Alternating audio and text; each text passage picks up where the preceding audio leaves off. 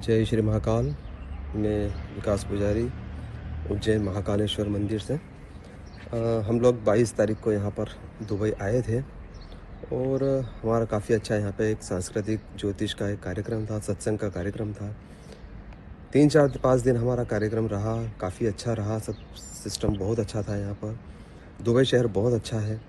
लेकिन कल जब हम लोग फ़्लाइट में बैठे थे वापस इंदौर आने के लिए, तो वहाँ समस्या हो गई कि पता चला काफ़ी देर के बाद में कि कुछ युद्ध हुआ है और उस युद्ध की वजह से सारी फ़्लाइटें, एयरपोर्ट सब बंद कर दिए गए हैं। उसके बाद से हम लोग वहाँ से बाहर आ गए थे। हम लोगों को उन्होंने यही कहा था कि आप लोग अभी जाइए, आगे का जो भी इन्फॉर्मेशन होगा हम आपको बताएंगे। अभी तक तो कोई इन्फॉर्मेशन आया नहीं है। हम अपने पर्सनल होटल लेकर हम लोग रुके हुए हैं।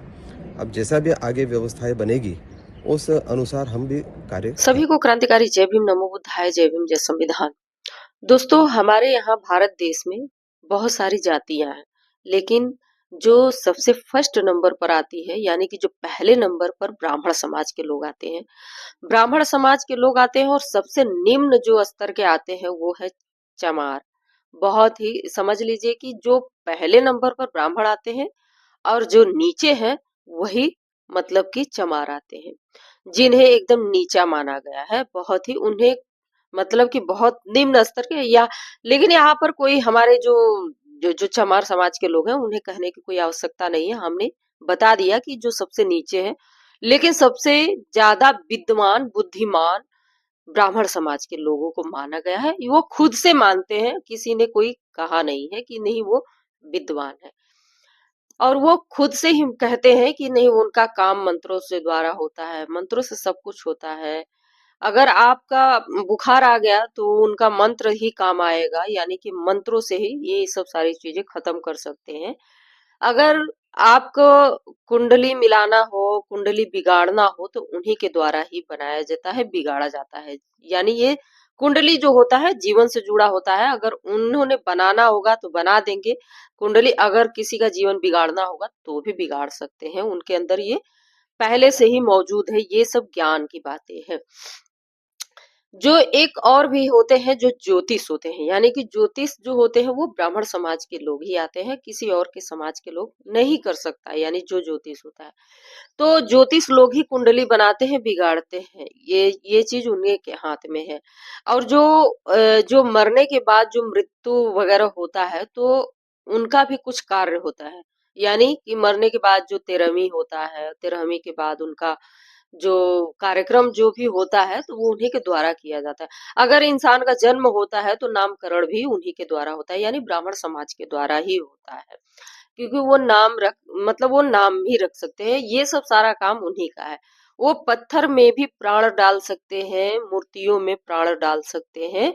ये उनके अंदर ज्ञान होता है, वो अपने मंत्रों से सब कुछ कर सकते हैं।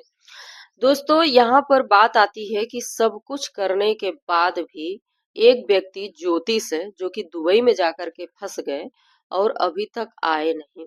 हम कहते हैं कि अगर आप ज्योतिष है तो खुद के बारे में कभी नहीं पता कर पाए कि उनके भविष्य में क्या होने वाला है।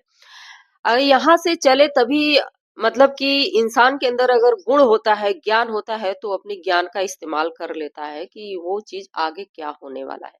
ये सब सारी चीजें एक ज्ञान ज्ञान होता है जो उन यानी अपने दिव्य दृष्टि से देख लिए होते कि उनके साथ क्या होने वाला है। तो क्या वहां जा करके मतलब कि तो भी देख लिए होते, तो अगर देख लिए होते तो वो फंसने नहीं वहां पर। उन्होंने खुद वीडियो में कहा है, आपको मैं पहले ही दिखा चुकी हूँ वीडियो। तो दोस्तों, ये सब सारी चीजें जो भी ब्राह्मण समाज के लोग हैं जो हवा हवाई में बात करते हैं, उनका कुछ भी मतलब नहीं है। ये हमारे समाज के लोगों को समझना जरूरी है। सभी लोगों को समझना जरूरी है जो अपनी मेहनत की कमाई ऐसे फिजूल मतलब फिजूल कामों पर उड़ा देते हैं। जिनके पास है तो उड़ा सकता है, क्योंकि उनके पास भी भरमार आता है। क्यों आता है पैसे? क्योंकि उनके पास गुण होता है, उनके अंदर टेक्नोलॉजी का ज्ञान होता है, अपने गुणों में माहिर होते हैं, तभी उनके पास आता है। और वो छल से पैसे नहीं आते हैं। छल से जो कमाने वाला होता है वो आप को समझ में आ गया होगा कि कौन छल से कमाता है। तो यहाँ पर सभी समाज के लोगों से मैं बताना चाहूंगी, ये सब सारी चीजें, ज्योतिष विद्या वगैरह वगैरह जो भी है, पूजा पाठ, एकदम बेकार चीज है। क्योंकि उस चीज से कोई आगे बढ़ा नहीं है, आज तक नहीं बढ़ा है। क्योंकि देखिए, अगर आप किसी इंसान से नफरत करने लगेंगे ना, तो उसे एक रास्ता बता देंगे। यानी अगर अंदर किसी के भावना में, यानी किसी के अंदर कोई जलन भावना उत्पन्न हो जाती है, किसी से जलन हो जाता है, होता है, ऐसा नेचुरली है। तो क्या होता है कि वहां पर उन्हें ऐसा रास्ता बता देंगे कि बस उसी रास्ते पर वो दिलबरदार होते हैं, उनके अंदर कोई ऐसी चीज छल नहीं होता है। तो वो सीधे तौर पर, मतलब सीधे सीधे मान लेते हैं बातें, और मान करके वो चीज उन्हें वही करने लगते हैं। क्योंकि उन, मतलब बस करने लगते हैं, उससे क्या फायदा होने वाला है, क्या नहीं होने वाला है, वो समझ ही नहीं पाते हैं। तो यहाँ पर बात आती है कि खुद से बुद्धि का इस्तेमाल करिए। क्योंकि यहाँ पर लोग ऐसे ही करने वाले हैं, ये बरसों से पहले से ही चली आ रही है ऐसी, मतलब पूजा पाठ, ये मतलब जो भी है। सोच लीजिए कि अभी एक धीरेन्द्र शास्त्री नाम के जो व्यक्ति है, कथावाचक हैं, तो वहां पर जब उनका तबीयत, पद यात्रा कर रहे थे, तो वहां पर उनका तबीयत खराब हो गया। यानी कि जब इंसान चलेगा इतना, तो वो तो जाहिर सी बात है कि तबीयत खराब हो ही जाएगा। तो उन्हें जो है कि उन, मतलब कि अपने कथा में किसी और को ज्ञान देते हैं कि नहीं, आप जो है कि इस चीज का ऐसा करो और आपका जो है कि रोग भाग जाएगा, मतलब आपको कुछ नहीं होगा। लेकिन जब खुद की बारी आई तो उनको थर्मामीटर लगाया गया, मतलब सिर्फ बुखार नापने के लिए। तो यहाँ पर शरीर है, स्वास्थ्य है, बिगड़ जाता है। किसी चीज का मंत्र से उपयोग नहीं किया जा सकता है कि मंत्रों से आपका ठीक हो जाए। दोस्तों यहाँ पर देखिए, हम किसी के आस्था पर कोई सवाल नहीं उठा रहे हैं, लेकिन यहाँ पर अपनी बुद्धि का भी मतलब काम आना चाहिए। क्योंकि हमारे समाज के लोगों को इसी में बहलाया गया, फुसलाया गया है, करवाया गया है, और उसी में वो लोग मतलब कि अभी तक हैं। सोच लीजिए, यहाँ पर यही उदाहरण है आप लोगों के सामने, जीता जागता उदाहरण नहीं है, हकीकत है ये चीज कि जब इंसान बाहर जा रहा है, तो क्या वो खुद से अपने बारे में नहीं पता कर पाया कि भविष्य में क्या, मैं जा रहा हूँ वहां पर तो क्या होने वाला है। जो इंसान पत्थरों में प्राण डाल सकता है, अपने माता पिता को नहीं डाल सकता क्या? अपने माता पिता या जो भी कोई चीज हो, यानी बहुत सारे हैं रिश्ते हैं जो कि ऐसा हो जाता है, ऐसा होता है, नेचुरली होता है। तो क्या वो नहीं कर सकते हैं? इतना तो ज्ञान होना ही चाहिए, सभी को ज्ञान होना चाहिए। जब ये यहाँ पर कोई भी इंसान मतलब कि अपने बुद्धि का इस्तेमाल नहीं करता है, सिर्फ उन्हें लगता है कि नहीं, जो हमें जो बता रहा है वो सही बता रहा है। लेकिन यहाँ पर आपको खुद से बुद्धि का इस्तेमाल करना पड़ेगा, किसी और की बुद्धि से आपका जीवन व्यर्थ हो जाएगा।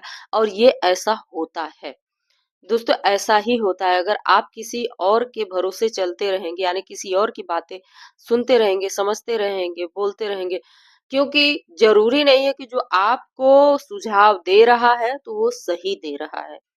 क्योंकि आपके लिए हो सकता है कि वो गलत सुझाव हो, क्योंकि वो बताने वाला आपके जीवन की बातें नहीं बता सकता है। क्योंकि वो जीवन उसका भी है, बताने वाले का भी जीवन है, सुझाव देने वाले का भी जीवन है, और सुझाव लेने वाले का भी जीवन है।